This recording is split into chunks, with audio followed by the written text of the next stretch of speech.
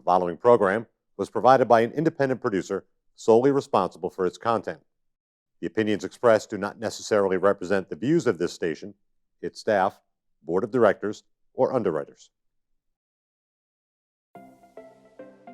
Welcome to the Empower Hour with Greater Nashville Mental Health.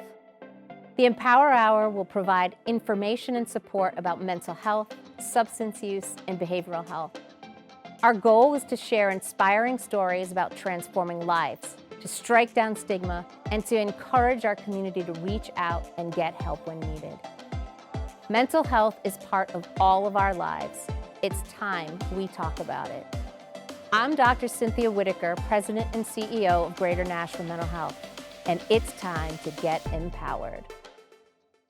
Welcome to the second episode of the Empower Hour with Greater Nashville Mental Health, where our mission is empowering people to lead full and satisfying lives through effective treatment and support. Here with me today is Kate Bernier, a licensed clinical social worker. She's our director of our Child, Adolescent and Family Services department. She's worked with Greater Nashville Mental Health for almost 22 years.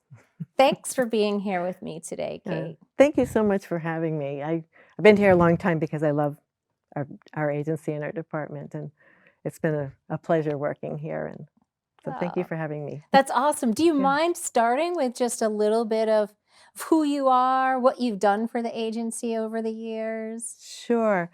I actually came to this profession later in life, but it was what I always wanted to do. At age 8, I think, I read Freud's interpretation of dreams, and that's what I want to do. And went a lot of different paths, but I came to this after I had kids and just landed exactly where I wanted to be. I studied in social work school. One of my favorite courses was family therapy. And that just was a perfect fit for me. And I thought, where do people do this? And then I interviewed here and I realized this is exactly what we do with children. It's all about families. So I just fell in love with the department as soon as I started there. Was director of an outreach program at that time, and worked with families in their homes and had other staff that would visit as well. And then through 22 years, there have been a lot of iterations, and now we have the wonderful opportunity of having you as the CEO. Thank you. It's been an interesting place to kind of grow in the profession and to learn, all the things that can be done. So do you feel that there's anything that's changed significantly over that time, or? I do. I'm trying to think. A lot of the programs in the children's department were grant funded when they were started, and so there wasn't, a focus on amount of time spent and things like that, and that came into play as the years went by, and so we had to figure out how to sort of manage the staff in a way that we could get the job done and meet the needs of the agency. And there were different times when it was harder and easier to work there. And I think one of the things that's changed is it just feels rational. Decisions are made intelligently and based on good information and with the right purpose in mind. I really value thinking clinically, and there are other, there are a lot of logistics to scheduling and meeting clients where they're at and identifying their needs. But I always have this clinical focus, and even in managing staff, to me, that's the most important thing. And I think that's been embraced by the agency, and I really appreciate that. I don't feel like I have to, put that aside or, make another priority higher than that. So the clinical needs or being clinically driven really seem to be at the priority. Yeah. In a way now. Yeah. And I think that's the reason that most of us go into the field is, knowing that things can get done, that things are treatable. A lot of the diagnoses that we work with and the family situations that we work with, people are sometimes feeling desperate or hopeless in some ways. They're not sure that things can change.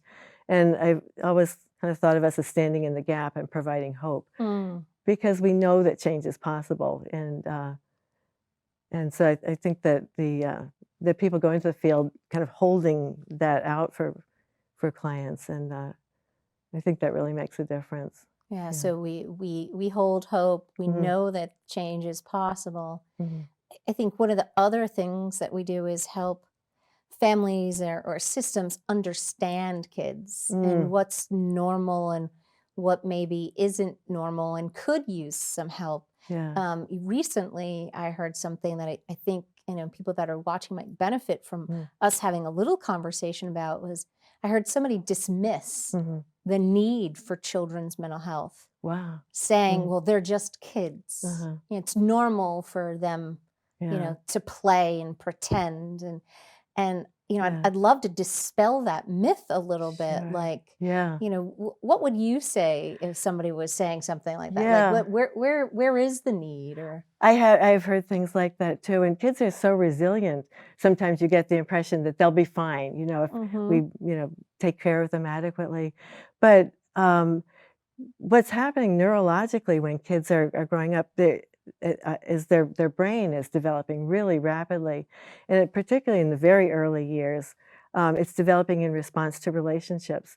So the interaction that takes place, like birth to 3, sets in motion a child's expectation of what their relationships are going to be like.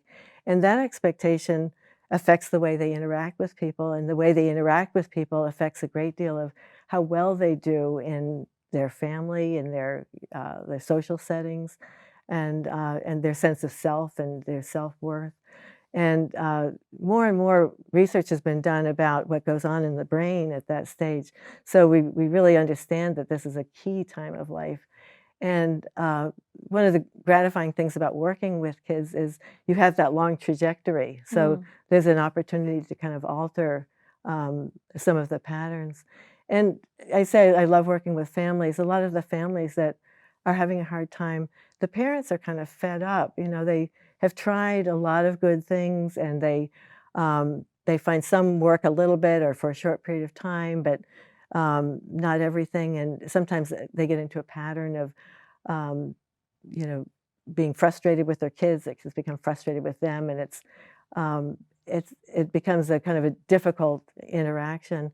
And meeting with them and with them and families, you uncover their their primary motivation is that they adore their kids and Mm. want wonderful things to happen in their kids' lives. And when you put them in touch with that and find good ways of communicating, um, it's a relief. It's much easier to be proactive than to be angry. Mm. It takes a lot less energy, and so I think it's been helpful just to help um, parents sometimes understand what the purpose of the behavior is and what it's trying to communicate, and how to Mm. respond in ways um, that help, that are efficient and effective. Um, Yeah, yeah. before you used the word, we're holding the hope, we're standing in the Mm, gap. mm, As you're describing that, I hear in some ways we're preventing future problems by mm, walking alongside parents and kids, yeah, right? So yeah, right now, while mhm, they may be frustrated or they've right, tried a few things and they're not working, yeah, so that instead of waiting until they're an adult with yeah, larger yeah, problems, right? And yeah. that's what's really important about the work, you do. Yeah, yeah, that's the way I feel. I think if you have a different trajectory early on, in the long run, it can make a really huge difference. And I think that parents want to have great relationships with their kids, um, and I think it's hard when they're working so hard to take care of their kids, but not getting what I call the bennies, not Mhm. getting the rewards. If it feels like it's unappreciative, or the child isn't doing well, and they're not sure why. And I always start with the premise that There's always a reason why people do what they do, and it may not be that easy to uncover, but if you could walk, their entire life in their shoes, you would understand that this makes sense in this moment. And often kids don't know why they're misbehaving, but there are ways of kind of reaching them where they're at and helping them move along as well. So what does that look like in the department? Like what Yeah. does treatment look like, or what does the Child, Adolescent and Family Sure. Services department look like? Well, we have a great department, as you know. We have a wonderful therapist. Everybody who goes into this is dedicated. I think that's where you start.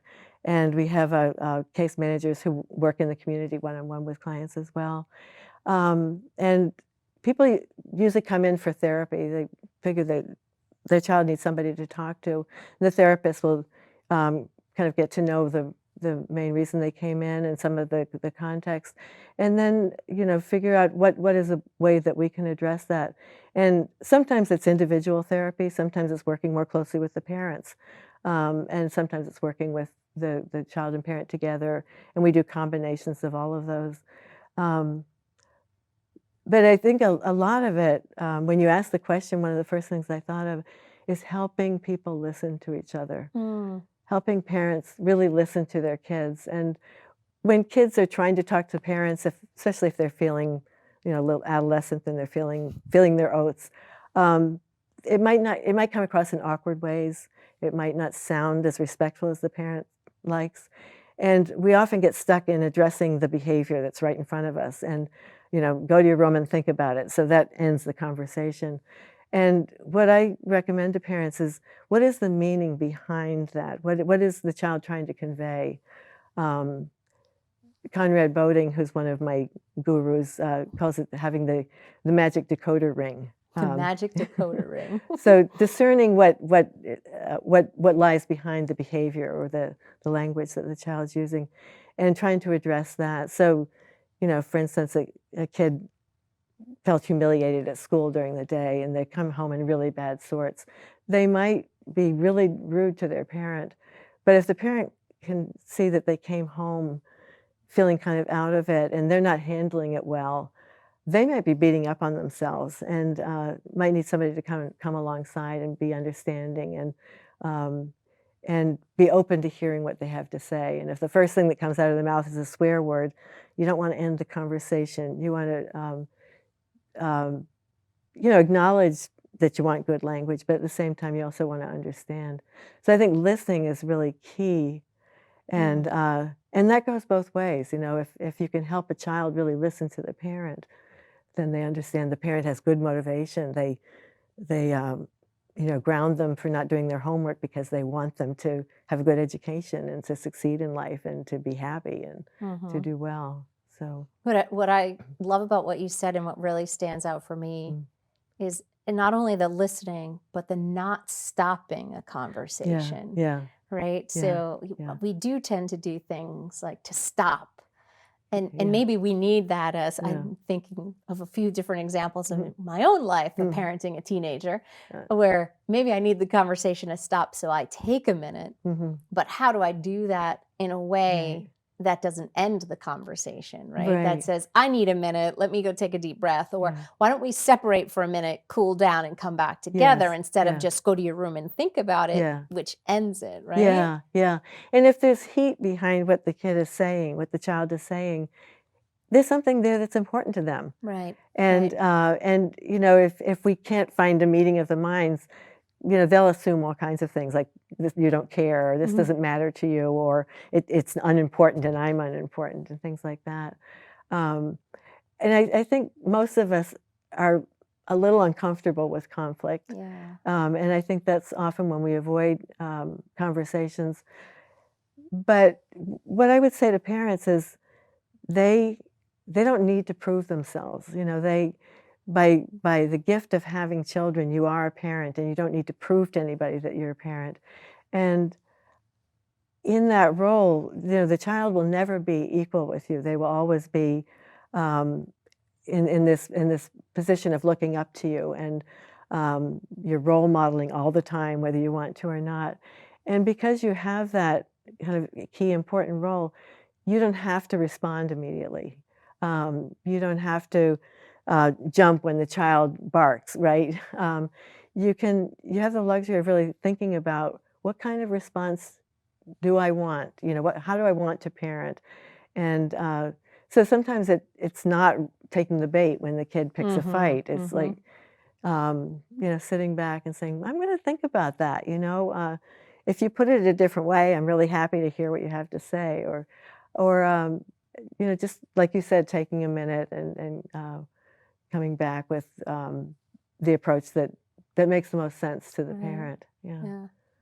So Yeah. you mentioned therapies. You Mm, mentioned working with kids one-on-one, working mm, with parents alone, mm, working with kids and families. mm. And then you also have other services where Oh, yeah. people are meeting with kids in other ways. Because I think a lot of people, when they think about mental health, Mm, they think about just therapy and medication. mhm. But our services are so much more than that. So I'm Absolutely. curious Yeah. how you see Yeah. what that looks like, how you see kids and family benefit from like the other services Yes. too. Well, one of the wonderful things that we have at the agency is functional support services, um, which um, the state insurance will pay for, and it allows a one-on-one relationship with our bachelor's level case managers, and it's a relationship like a therapeutic relationship, but sometimes it's less formal. It's usually out in the community, in the child's natural environment, and they're working on the treatment plan with the same goals, but as it's and given that it's less formal, it can also be activity based. And sometimes kids will open up in a situation like that where they won't, sitting opposite a therapist in a talking situation. Um, and we just had a kind of an in-service this morning about the value of this functional support services because in these situations, the child has the undivided attention of a safe, trustworthy, reliable adult. And that's not something you can take for granted all the time these days. Families are really busy, and if there's Mhm. more than one child and the parents working, the undivided attention is a valuable commodity. And um, and they're also neutral, so they're not on, if there are two parents, they're not on the side of one parent or another. They're not. Um, they're somebody that the child can talk to maybe about conflicts in the home that they need some coaching to talk to their parents about. Um, so that's a wonderful intervention that we have. Um, the case managers work with clients, get to know them well. They work with them for months, Mm. sometimes longer, meeting with them regularly, and working as a team with the therapist. We also have groups that we run. Um, we have several groups. We have a dialectical behavioral therapy group, DBT group, that's been running for years that has the parent and client coming together. And recently, we have a new program to address substance misuse by kids, by teenagers, and that has several components, but one of the components is group, and also working with a therapist and journaling. Um, we also have case management where we look at the whole family, that the needs of the family. Do they have a PCP? Is their housing secure, insecure? Um, how do they manage transportation, and help set up referrals or steer them in the right direction to get some of those needs met. So those are some of the services Mhm. that come to mind. Services in the schools That's too is right. another Yes. thing that we Yeah. do, Yeah. working partner Yeah. with the school systems. Yeah. Yeah. So that's been affected by COVID, and the Yeah, schools that's for are sure. having their own struggles about whether to bring the kids in or not. So we haven't had therapists in the physical schools so far this year, but that's been our work in the past is to have therapists that are assigned to certain schools, and they develop a relationship with the schools and do therapy in the schools with our clients. So, and the other thing that I feel like has changed over the years, you'd asked me about that earlier, is that I feel that we as an agency have become more flexible and responsive to the needs as we identify them and as opportunities come along.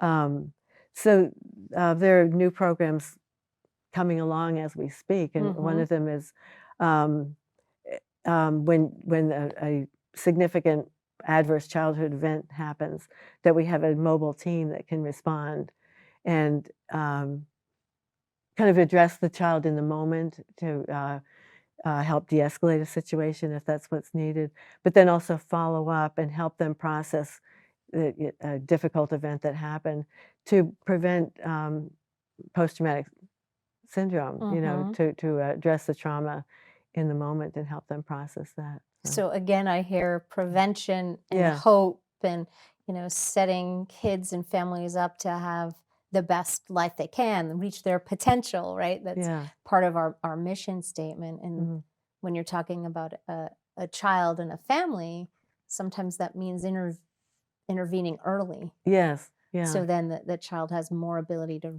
reach their potential and not have things in their way. Yeah. Another exciting new piece of training that we've had is in working with children birth to, I think it's birth to 5. But we've always worked with young kids. We've always worked with 2, 3, 4-year-olds. But the opening is there now to work with kids from birth. Not that kids are born with necessarily with a mental illness. I mean, there are some things that we are born with. ADHD people are born with. Bipolar can run in families, and maybe they're at birth. But there's a lot of behavioral things that develop in response to the environment when kids are born. And sometimes that environment is very difficult. The expectant parent might be going through, a lot of crises herself. And intervening at that point in time, to me feels very promising, both to support the parent to become the parent they want to be, and then help that working with the dyad and their interaction, and helping the parent support the child through all those developmental stages. Yeah. So again, it's like setting up the environment the best we can for the best success possible. Yeah. Yeah. Yeah. That's really cool. Yeah. So do you have any memorable moments, or are there any stories that you can think of over the past 22 years that there are lots. I'm sure there are. Yes. This is not specifically about a client, but one of my first memories when I was first hired, we were in our agency's oldest building, which is at 7 Prospect Street. It's a brick building. And up and down the street, there were big colonial villas, which have mostly been torn down and since then. But about a month after I was hired, our whole department moved down the street to a big Italianate villa from the 1800s. And we've been there ever since. And there are just stories about that building that, it's, I won't tell any ghost stories. They do. Yeah, They get passed around.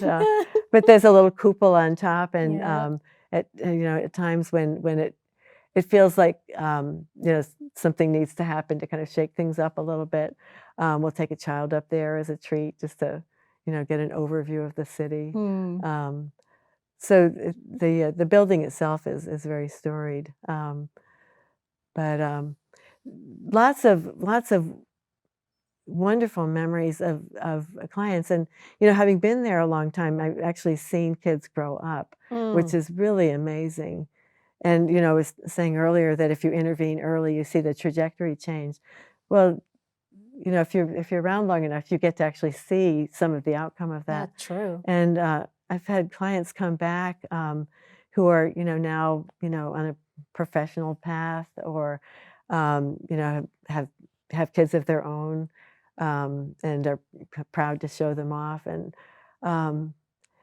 there are ways in which I think we've seen families through some low points in their lives, and then if we're around long enough, you get to see what a difference that makes. So it's hard to go into any specific stories. Yeah, but that sounds identifying very them. rewarding, Yeah, you yeah, know, to see the impact that you've yeah, had, or to yeah. have somebody come back and And the truth is, most cases we don't get to see it, right? Mhm. When people are doing better, they go their way. Right, they move on, Yeah, yeah. but you sort of have faith that they do carry that, Hmm. that with them. One of the terms that I've taught a lot of my clients and all of my supervisees is something I got from social work school, the internalized introject. Hmm. And what it means is when you get to know somebody and you know them long enough, you can channel them. You know what they would say in a given situation. And so I tell my clients that when you're gone and you're no longer coming to see me, you can still consult with me. I'm there in your head, and Mhm. then they'll recognize, oh yeah, I do that all the time. Halfway through the week before the session, they'll think, well, oh yeah, I know what Kate would say. Um, and so I think of that internalized introject as, something that we leave with clients, or Mm, they mhm. they leave with, and I've had them kind of confirm that that's something they take with them. And I think it's also a way of us feeling like we can launch our clients when they have done a good piece of work. Life doesn't have to be perfect, and it's not going to be, Right. but they've should have shown that they can solve some problems, and that um, they've internalized some of the things that they've taken from the therapy, and I've internalized their future. My expectations for them. So yeah, Reminds me of kind of the term a lot of people are using now of resilience, yeah, right? That mm, we're like a tool in their resilience yeah, toolbox, yeah, right? That yeah, internal kind of us giving them advice, or what would my therapist say? What would yeah, Kate say right now? yeah, That it's a tool for them later on to use to yeah, hopefully bring yeah, success. Or what would my case manager say, hmm, right? yeah, Those yeah. kinds of things And I think a lot of the work that we do is helping them discover all the other things that are as already in well. their toolbox. Mhm. Same with the parents too. A lot of times when a parent is really frustrated and second guessing themselves, I'll ask them, "What would you do?" And they will I'll say, "That's a perfect answer. Mm. Don't doubt that." Mhm. Sometimes people will do something different because they think they don't trust their instincts, but yeah, they all have these great strengths that Mhm. I think we point to, and that's a lot of what we do, I think. Yeah, Yeah, often the answer is within us. We yeah, just have a lot of yeah, self-doubt or other yeah, barriers that right, either prevent us from accessing it or right, trusting it, one or yeah, the other. right, Yeah. yeah, I think that's true. I've seen that, multiple times yeah. for sure. Yeah. So sometimes I'll tell a parent, you've got it. I'm just your cheerleader, Mhm. and I think that's sometimes the role that we play, you know. Yeah, right. So Yeah. sometimes we're providing skills and Mhm. education, sometimes we're cheerleading, Yeah. sometimes Yeah. a little of both, Yeah. Yeah. hoping people refine it as they go. Mhm. Yeah. Yeah, that's so cool. What Yeah. what do you think um like when I think about staff Mhm. of the department and you say, oh, everybody's dedicated or Mhm. everybody comes in, Mhm. for that reason. But how do you think people learn or grow? Like, have you seen staff change over the years? Is I guess kind of where my mind Sure. is. Yeah. Well, we've actually taken in interns and then hired them. So or Mm, sometimes we hire people right out of school. And I mean, that's a beautiful stage, right? Because they've accomplished something they set out to do, which is to finish graduate school. And now they've been hired into an agency that is in line with what they want to do. Um, and then there's a huge amount of growth that comes after mm, that. I really appreciate the skills that they come with. Um, they're well prepared. They know what they're doing. They've done internships, so they've had some practice. But there is some self-doubt, mm, and over time, you see people just beginning to trust their gut, kind of like parents, and to really come up with their own style and their own approach and develop really solid relationships with their clients, and then become a resource to the department. And they're gifted in many different ways. I mean, everybody's unique, and I think one of the things I really appreciate about the department is everybody is appreciated for their different contributions and their different gifts. And I think sometimes people grow into that, over time. So it's been wonderful to see staff stick around and contribute in that way, Yeah. and then become supervisors themselves, and get their licenses, and all of those things. It's like the same sort of, getting to watch kids grow and learn, getting to watch families grow and learn. It's the same with staff. Yeah. And the department and the agency too. Yeah. It just seems like we're always poised for growth and something new. There's something I think about maybe that's inside us as therapists.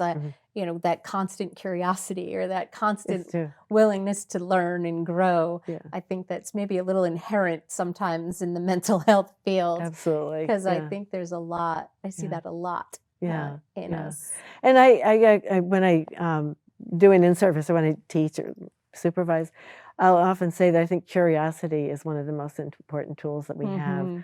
And it's not for our own curiosity, but with the client, wondering, what is this about? What's our theory about what this is about? Or, what's a way in which it could shift? Or what would it look like if this hurdle weren't in the way? Right. How, can we see beyond this?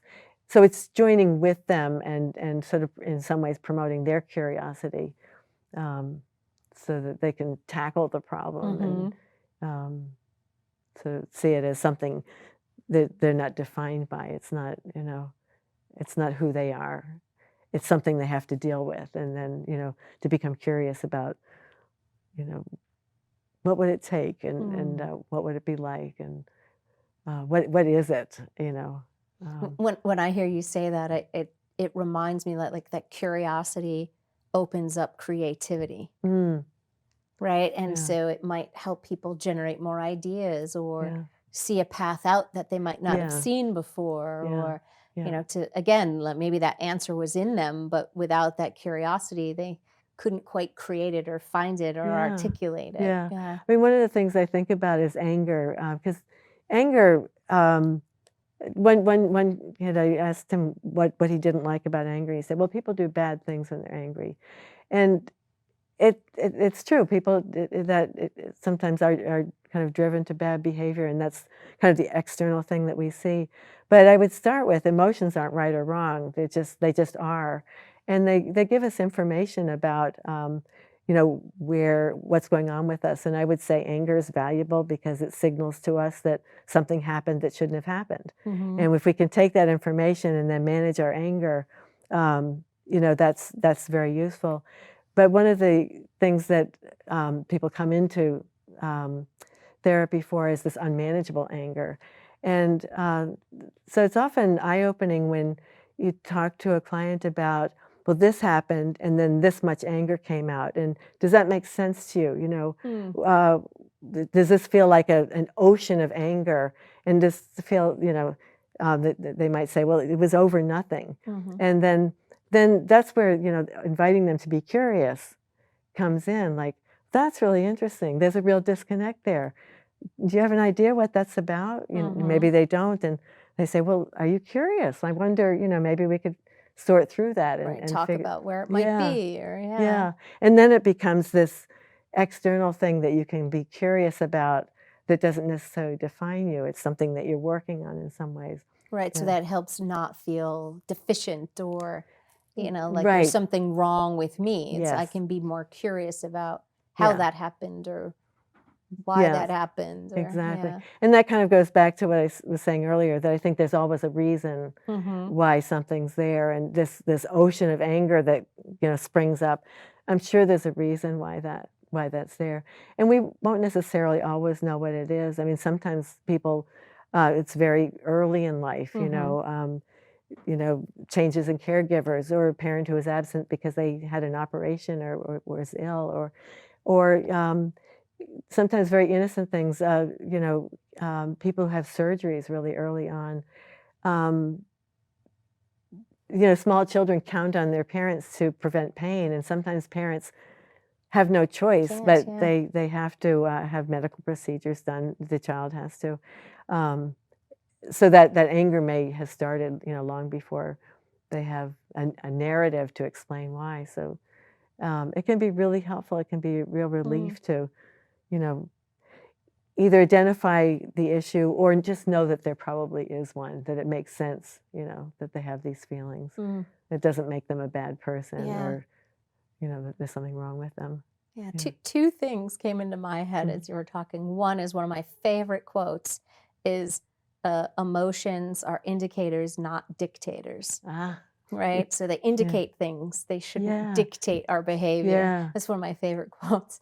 Um, then the other thing I was thinking about, like as you're talking about, we might not find the answer, Mm. but sometimes just in generating alternative Yeah, explanations helps decrease the emotional content, right? We yeah. teach that in DBT, dialectical Mhm. behavioral therapy, like you were Yeah, talking about one of the groups we yeah, have, right? yeah. That, if somebody cuts you off, and if you think something really badly about that person, you're going to get mad.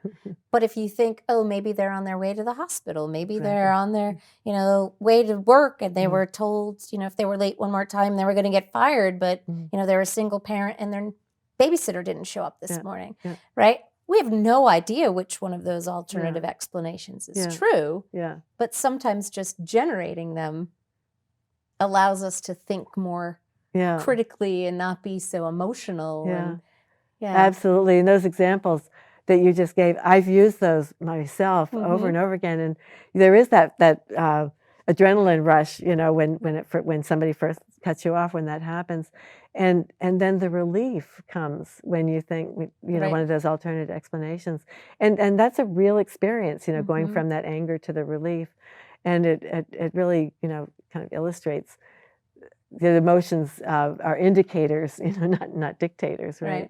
Right. Um, Exactly. yeah, the meaning we make makes a really big difference. It Yeah, really does. And yeah, I think so that it all cycles back to curiosity, right? So if we're yeah, curious, then yeah, we generate alternative yeah, explanations, yeah, we can calm down those emotions, and it's yeah. like you can do that as a parent with your kid, right? Yes, It yeah, doesn't have to be a therapist yeah, that, yeah, that generates those alternative yeah, explanations. yeah. Um, And you can do it for your parents too. I mean, mm-hmm. sometimes Mm-hmm. parents of our clients had difficult childhoods of their own, and may harbor some anger, and they may never get an answer about what went on with their parent, but it's the same kind of thing that, Yeah. most parents want I would say all parents want what's best for their kids.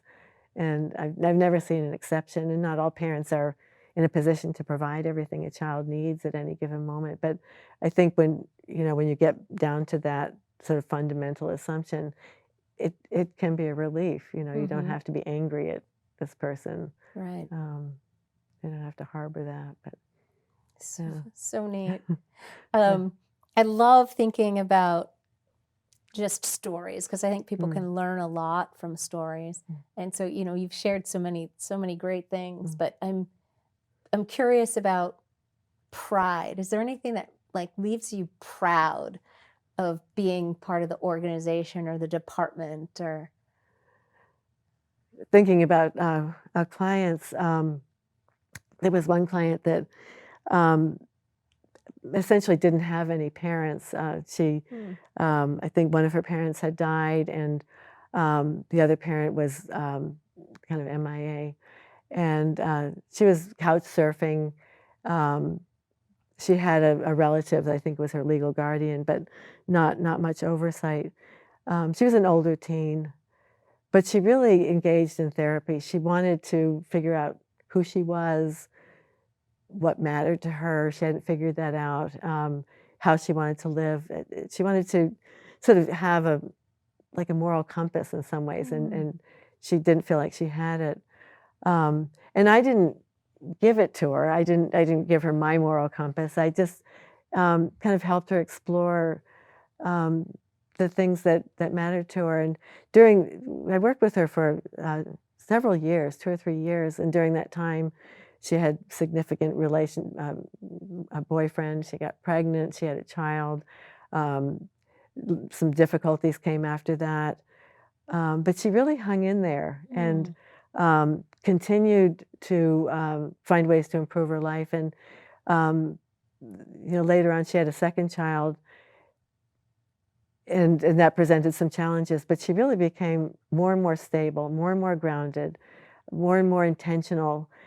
She graduated from high school. She got her driver's license. She got a job. She ended up in I think, a pretty solid relationship with one of the fathers. And I felt like she launched into an adulthood that was promising. I mean, she really was a very solid person that needed to find her grounding. And I think that, you can list the problems along the way, but the work that she did, I think, just bodes really well for her. So I felt proud because I felt like I had a hand in raising her. And it just and what I did really was to sit with her and witness her growth and reflect it back to her so that she recognized who she was. It wasn't something that I gave her. It was just bearing witness and kind of being alongside of her. And I think that that's what a lot of parenting is. So that's why I say I raised her, because yeah. So you set an environment within the therapeutic context within which she felt safe to explore, learn, grow, even fail. Yeah, even fail, exactly. And at all times respectful of her as a person and believing in her. And I think that's really key, because even though adolescents can be very diffident and challenging and act like they're all that, there's a lot of panicking that they're going through, and a lot of that is cover. And I think even though their social milieu is really their key element, knowing that the home fires are burning, that somebody's there that believes in them and has faith in them, I think is enormous. And that's kind of like bearing witness and allowing them to fail and you can fix this. It's going to be tough, but you can fix this. And kind of hanging in there with kids, I think, is a lot of parenting as well. But it reminds me of one of the misconceptions about therapy or all of the work that we do in community mental health, that somebody's going to be fixed, it's going to be good, they're going to be better, instead of recognizing everybody's life, whether people are in treatment, not in treatment, has fits and starts, has good days and bad days. And so you could take a snapshot at any moment, like of the young lady you were speaking of, and you might think, oh, this didn't work. But when you step back and look at the big picture, you can really see that growth and that trajectory. And so I think that's a really important point, that it's not about a moment in time. It's not about a good day or a bad day, but it's about what trajectory, that word that you've used, right? Are you setting up for yourself, and are you set up to shift your trajectory? And if so, then it's working. Yeah. Right. So because sometimes if people run into a major hurdle, like getting pregnant as a teenager, that may feel like a failure and be really down on themselves. And the truth is, life goes on, and you're still going to have responsibilities, and all of the gifts and strengths that you haven't lost. You just sort of bring them to bear on this new situation, and do your best, use your best judgment.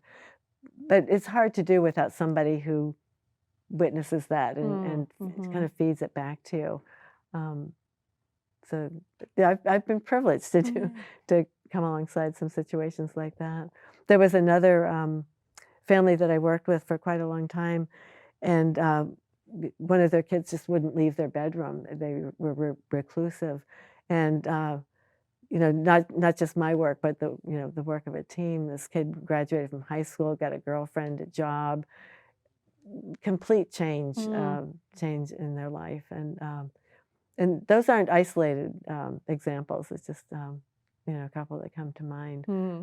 But, You've given us so many gems about how parents can help empower teens, or kids in general, by bearing witness, by listening, by not ending conversations, just by holding hope, by knowing that there's solutions, things can get better.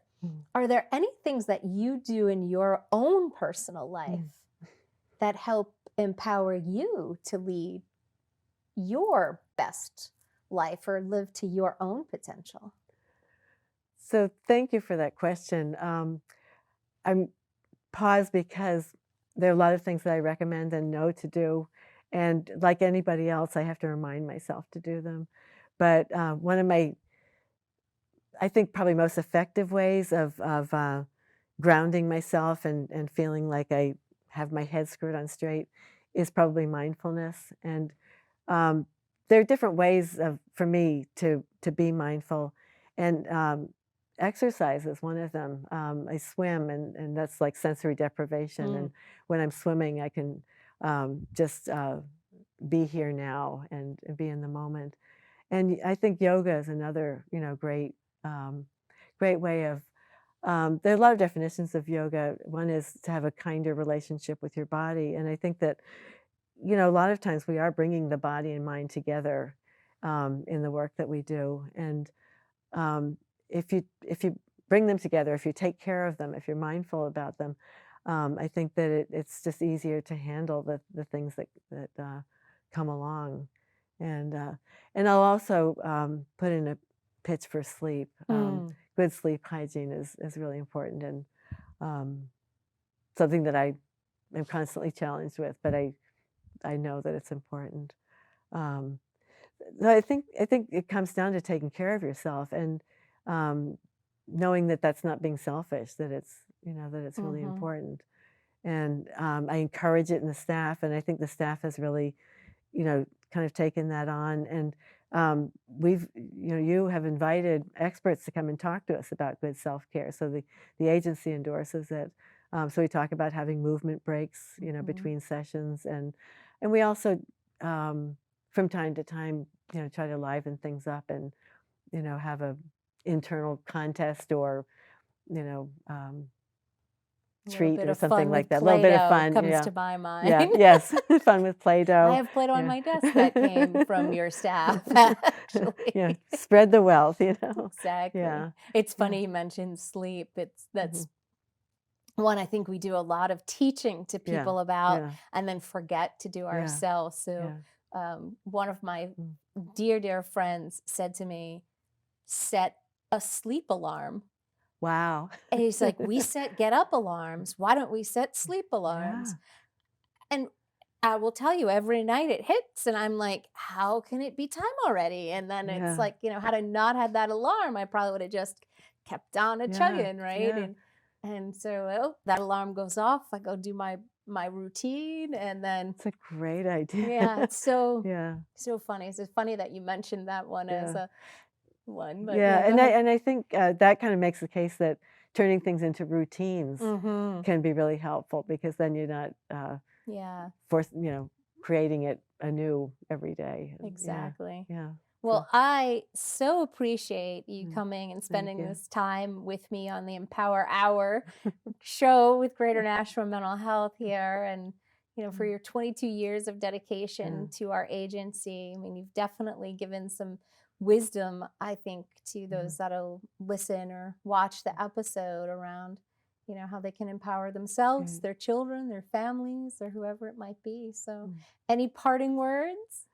Thank you for having me. I think this is a great opportunity, and I just appreciate your leadership and the ideas that you bring, and it's opened things up, I think, for all of us to be the best that we can. So, right, and that's what it's all about: empowering people to lead full and satisfying lives. And at Greater Nashville, that means through effective treatment and support. But we really want the whole community, our clients, our staff, and everyone to live the best life that they can live. So, thank you for being here with me today. And thank you for watching the Empower Hour with Greater Nashville Mental Health.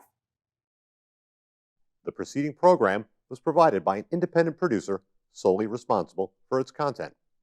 The opinions expressed do not necessarily represent the views of this station, its staff, board of directors, or underwriters.